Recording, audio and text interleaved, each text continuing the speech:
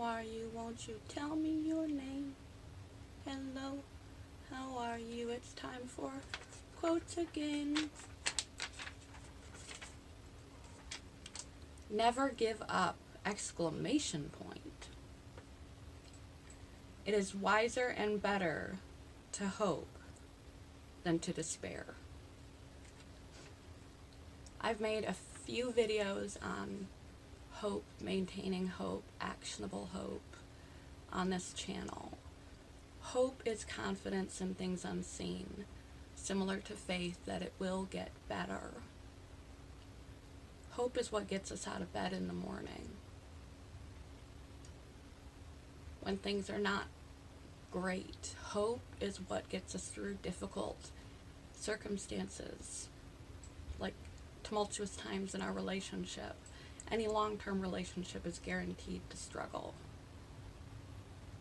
Whether it's with your partner or with your children or with your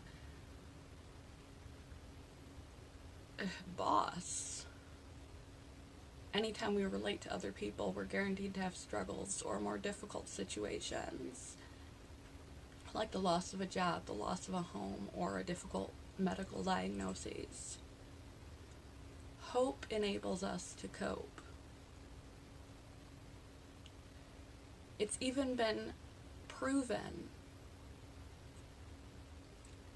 that those going in for surgery who have a positive attitude and an understanding and assumption that they will do fine, it will turn out fine, they will be okay, and the surgery will be smooth, easy, with no complications, that everything will work out just perfectly for them, and go in without fear and apprehension. They have hope. Versus those who go in fearful, apprehensive, afraid that something terrible is going to happen, and they may not wake up from sedation, that things are not going to turn out well for them. Those that have hope going in have better surgery outcomes than those who are afraid and are hopeless. When you are in a state of hope, regardless of the situation that is happening presently, because we've been in a lot of situations presently in our life that are now past memories and are now over and done with, and we've had a lot of joy and good times in between.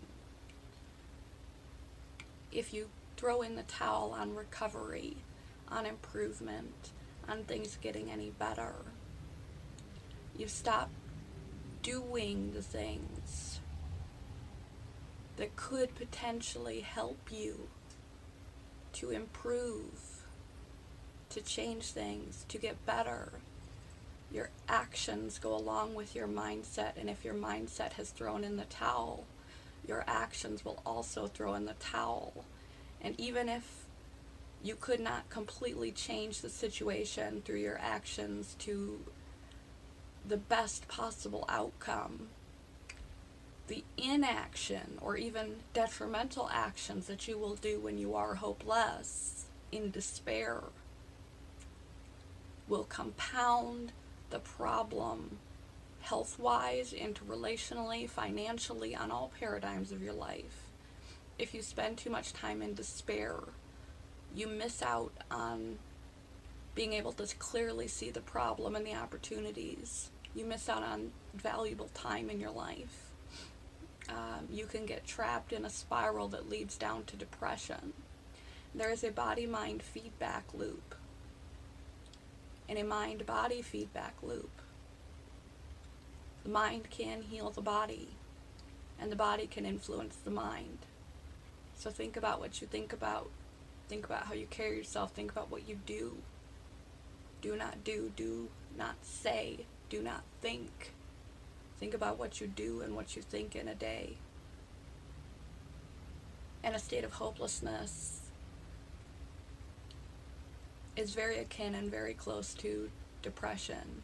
It can lead you down a behavioral and psychologic rabbit hole into clinical depression. And then if you find yourself in clinical depression, the body will not do the things that we need to do on a daily basis to combat depression, because you are biochemically sedated and no longer able to exercise, to bother to eat right, to see your friends, to all the things that will lift you up. When you face a difficult situation, you're blinded in despair. Fear, despair, depression are more instinctual reactions and emotions. And when we are in a negative mood state, it actually alters the way we perceive the world. Our perception is heightened due to instinct, such as when we were running from tigers in the jungle. We needed to really have sharp instincts on that negative, and so we could highly focus to run away to save our lives. Despair dumps cortisol and adrenaline, which have an influence throughout your body that is negative. They have a physiological negative influence on your body. And those intellectual blinders to instinctual mindset of despair makes you hyper-focus on the problem and the negatives, and blinded and unable to literally see all the positive and everything else. The totality of your life literally fuzzes into the background. So you become less and less able to tackle the problem situation at hand the more time you spend in despair. And you might mess up, might not have been a Freudian slip there, and miss out on present moments and future moments that will be good.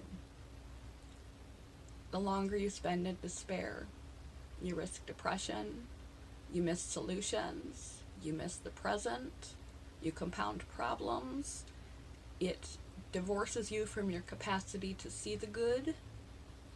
It divorces you from your capacity to approach the problems and situations effectively, because you are blinded to the positives in your life, so you have an unequal perception and only see the negative.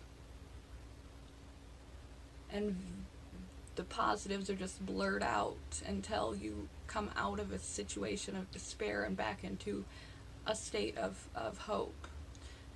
You survive better stress, physicality, such as the surgery instance, where those who believe it will be fine often have greater odds of it turning out fine than those who believe it won't. That is the power of hope. Hope will help you address a problem, not compound a problem. Be able to see the totality of good and bad in your life. Be able to endure through the bad in your life. Keep your stress levels as low as possible, help you cope and endure as well as possible. And if you're in a bad situation, a negative situation, a bad moment, it's already bad. The less time you can spend in despair and woe about it, the less pain you are adding on top of your suffering. Emotional pain compounding a bad situation that is. It just is. Reality is bad sometimes. And wallowing in that, mired in that position of despair further burdens you on every chemical cellular life paradigm level. So when you find yourself in natural, normal grief, shock, disgust, anger, upset, all the negative states, when life hits you and it is negative, try to allow yourself a natural and appropriate amount of time to grieve and to adjust to the circumstances, to feel those emotions. Don't press down and ignore your emotions. That leads to other issues. You have to process these things. But the sooner you can get out of the state of despair and into a state of hope, the sooner things will turn around. And even if they don't,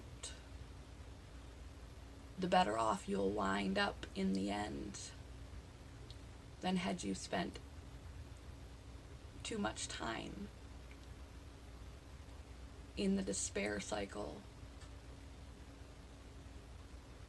on all fronts. Good morning, goodbye, good quote. Never give up. It is wiser and better to hope than to despair. And now I'm going to disappear because I have an early work shift today, so I gotta get on that. Peace, love, joy, happiness, fluffy bunnies, rainbows, stars, and sunshine, and all that other good stuff. Good stuff, goodbye. Love you guys. Peace. Bad lighting.